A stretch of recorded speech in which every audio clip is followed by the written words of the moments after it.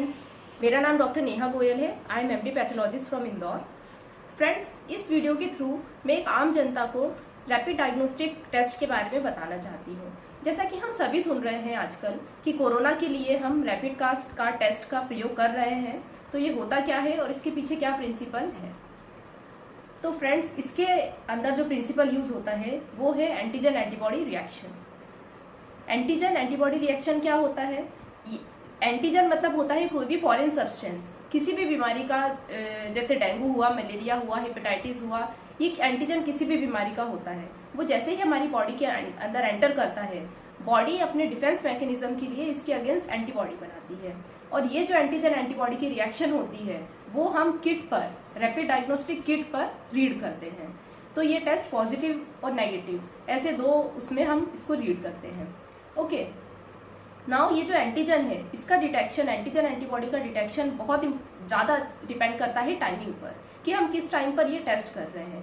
क्योंकि एंटीजन जब बॉडी में आता है और एंटीबॉडी जब बॉडी प्रोड्यूस करती है, उसके अंदर 4 to 8 डेज का समय लगता है। तो अगर हम बहुत जल्दी ये टेस्ट कर लेते हैं तो हो सकता है कि पेशेंट को इन्फेक्शन हो पर ये नेगेटिव आए। तो 8 दिन के बाद इसका टेस्ट होना और पीरियडिकली इसका टेस्ट होना बहुत ज़रूरी है। इसलिए आजकल हम जो इसका टेस्ट कर रहे हैं वो पीरियडिकली कर रहे हैं, कि एक बार टेस्ट नेगेटिव आता है तो उसे नेगेटिव नहीं मानते हैं, उसको फिर से हम 1 हफ्ते के बाद रिपीट करना ज़रूरी समझते हैं अगर पेशेंट में सिम्टम्स हैं तो, या फिर पेशेंट की कोई ट्रैवल हिस्ट्री है, फॉरेन ट्रैवल हिस्ट्री है, या कोई भी हमको क्लिनिकली ऐसा सस्पेक्टेड पेशेंट लग रहा है कि इसे कोरोना हो सकता है, तो हम, क्योंकि हमारे पास अभी टेस्ट किट्स भी बहुत लिमिटेड हैं, तो हम ब्लाइंडली इसको सब पे यूज़ भी नहीं कर सकते, प्लस इसको पीरियडिकली भी हमको यूज़ भी करना है।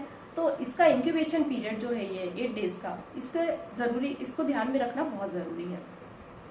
ठीक है, नेक्स्ट, ये जो एंटीबॉडी बनती है ये 2 तरीके की होती है, आईजीएम और आईजीजी।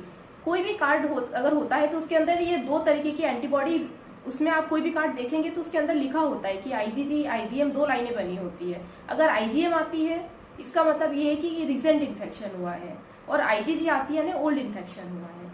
तो अभी अभी का इन्फेक्शन होता है तो उसमें आईजीएम आती है, लेट इन्फेक्शन है, कोई क्रॉनिक इन्फेक्शन है, इसको टाइम हो गया है तो वो आईजीजी आती है। फ्रेंड्स, आईजीजी अगर पॉजिटिव आ रही है तो इसका मतलब ये नहीं है कि आपको ये इन्फेक्शन दोबारा नहीं हो सकता।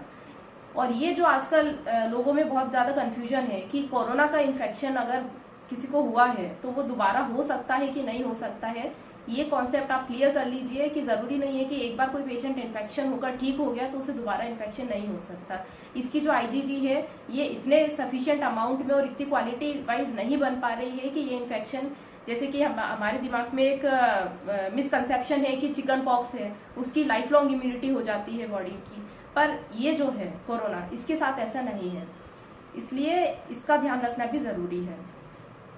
ये जो टेस्ट है रैपिड कार्ड टेस्ट, ये एक स्क्रीनिंग टेस्ट है बेस्ड ऑन सीरोलॉजिकल टेस्ट है, स्क्रीनिंग टेस्ट है, ये कन्फर्मेटरी टेस्ट नहीं है। इसका जो कन्फर्मेटरी टेस्ट है ये RT-PCR है, पर हम इसे कर इसलिए रहे हैं क्योंकि कॉस्ट इफेक्टिव है, बहुत ही कम टाइम लगता है, बहुत ही कम लेबर लगता है और इसके रिजल्ट्स बहुत जल्दी आते हैं।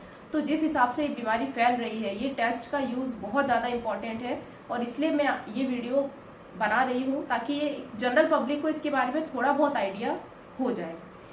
इससे रिलेटेड आपको जो भी और कन्फ्यूजन है या जो भी कुछ क्वेरीज हैं आप मुझे पूछ सकते हैं, कमेंट बॉक्स पर डाल सकते हैं।